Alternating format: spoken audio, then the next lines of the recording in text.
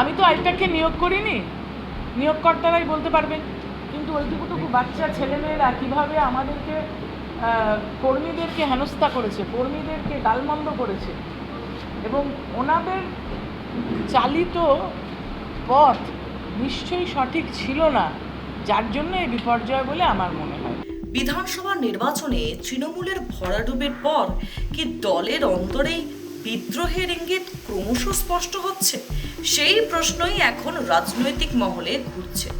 কারণ একের পর এক নেতা কর্মীদের অসন্তোষ এবার সরাসরি প্রকাশ্যে চলে আসছে। সর্বশেষ ধাক্কা দিয়েছেন তৃণমূল সাংসদ কাকলি ঘোষ দস্তিদার। তিনি বারাসাত জেলা সভাপতির পদ থেকে পদত্যাগ করেছেন এবং সেই সঙ্গে ভোট কুশলী সংস্থা অর্থাৎ আইপ্যাকের বিরুদ্ধে বিস্ফোরক কিছু অভিযোগ তুলেছেন কার্যত। কাকলি ঘোষ দস্তিদারের দাবি, দীর্ঘ 40 বছরের রাজনৈতিক অভিজ্ঞতা থাকা সত্ত্বেও তাকে এবং দলীয় কর্মীদের ধমক দিত আইপ্যাকের তরুণ সদস্যরা। তার কথায় সর্বনাশ করার মূলে যদি কেউ থাকে তাহলে ওই সংস্থা অর্থাৎ আইপ্যাক। যদিও সরাসরি তিনি আইপ্যাকের নাম নেননি, পরে স্পষ্ট করে তিনি আইপ্যাকের কথাই বলেছেন।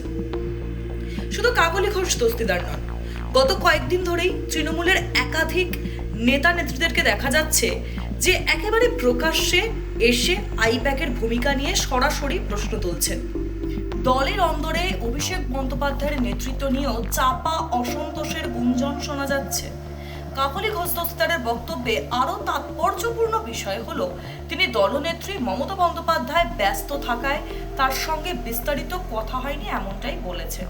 ফলে রাজনৈতিক মহলের একাংশের মতে দলের শীর্ষ নেতৃত্বের সঙ্গেও দূরত্ব তৈরি হচ্ছে কিনা সেই প্রশ্ন উঠে আসছে।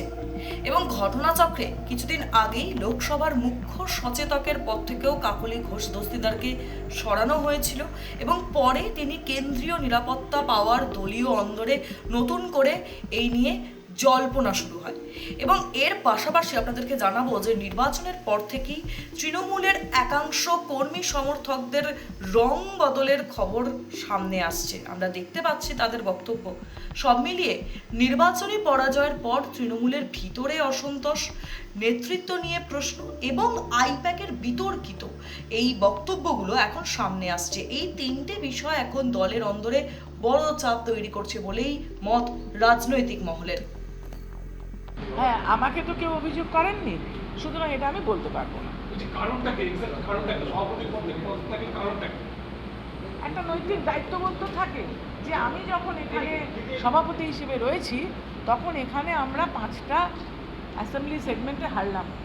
এখন বাংলা জুড়ে হয়তো যে আমাদের অবিশ্বাস্য ফল যে 80টায় নেমে গেছে আমাদের সিট, আমি সেটা মানতে পারছি না। কিন্তু সেই জেলার দায়িত্ব যার যার আছে তিনি বুঝবেন। আমি এখানে যে 5টা, আমার এখানে 7টা এমএলএ ছিল, বিধায়ক 7টা সেগমেন্টে, সেই 7টার মধ্যে 5 জন হেরে গেছে। হারার কথা নয় কিন্তু, কেননা যে পরিমাণ উন্নয়ন হয়েছে, যে পরিমাণ পরিশ্রম আমি 7টা সাংসদ হিসেবে করেছি, তাতে করে কিন্তু মানুষের সেই সাড়াটা আমি পাবো বলে আশা করেছিলাম। আমি বললাম যে একটা দুর্বৃত্তায়ন ঘটেছে সর্বস্তরে, এবং সেই দুর্বৃত্তায়ন মধ্যবিত্ত মানুষ নেয় না, এবং যে অসৎ আচরণ ঘটেছে সেটাও মানুষ নেয় না। একটা অহমিকা হয়ে গিয়েছিল, সেই অহমিকাটাও মানুষ নেয় না। কর্মীদের মধ্যে ছিল, নেতাদের মধ্যে ছিল। আমি তো কারোর নাম করে বলতে চাইছি না, আমি বলছি যে যে ধরনের একটা ভাব এসে গেছিল যে দল ক্ষমতায় আছে মানে আমি যা খুশি করতে পারি, কিন্তু গণতন্ত্রে যা খুশি করতে পারেন না। সংবিধান আছে, সংবিধান মেনে চলতে হবে, মানুষ সেটাই বুঝিয়ে দিয়েছে।